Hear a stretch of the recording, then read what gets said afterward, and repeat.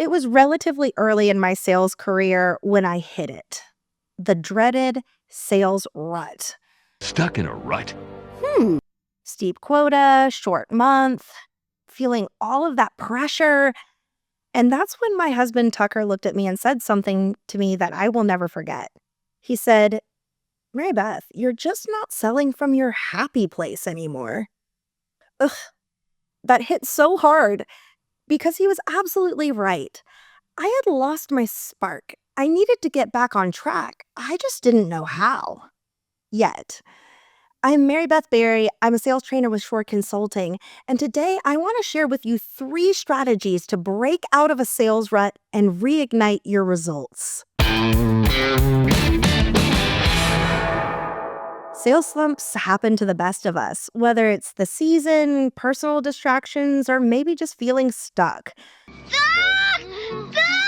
Frustration seeps into our conversations and into our results. But here's the good news. You don't have to reinvent yourself to get back on track.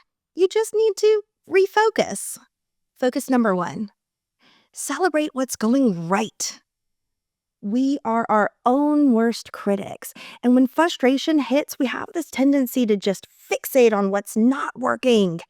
And that only serves to drag our energy down even further than it already is. That negative energy then seeps into the conversations that we're having with potential buyers. And here's the truth. A customer will rarely, if ever, bring more positive energy to our interactions than the salesperson will. This is why your energy matters so much. So you need to shift that focus from what's not working to what is. Try this. Write down at least 3 wins or moments of gratitude from each day. Don't keep them in your head. You have to write them down where you'll see them. Even if the win feels kind of small, write it down. Did you get some positive feedback on a customer survey? Great, write it down. Did you learn a cool sales tip on a podcast? Awesome. Write that down too. Momentum builds when we focus on our wins, not our losses. This is literally a win-win. I promise, if you do this, if you write down just 3 wins or moments of gratitude each and every day, your energy will completely transform. Focus number 2, lean into the activities that energize you. One of the best ways to shake off a rut, make space for the activities that fire you up. If you enjoy what you're doing at work, you'll enjoy work. When you're having fun, your customers definitely pick up on that. So try this. Brainstorm a list of productive professional activities that actually sound fun to you. Each day, pick one small but energizing activity outside your normal routine. Drop off some cookies to your favorite past homeowners, or grab a partner and shoot a quick video in a home under construction. These small shifts create momentum. They'll pull you out of your rut, and they'll remind you what you like about your job in the first place.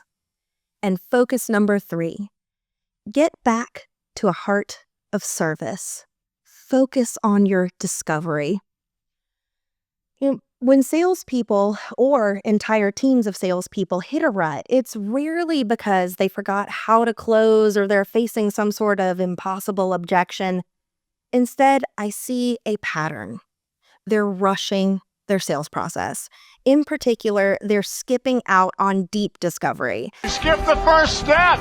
This causes them to focus too much on their products, which they're trying to build value, maybe feature benefit, which results in feature dumping, which is just a bad way to sell.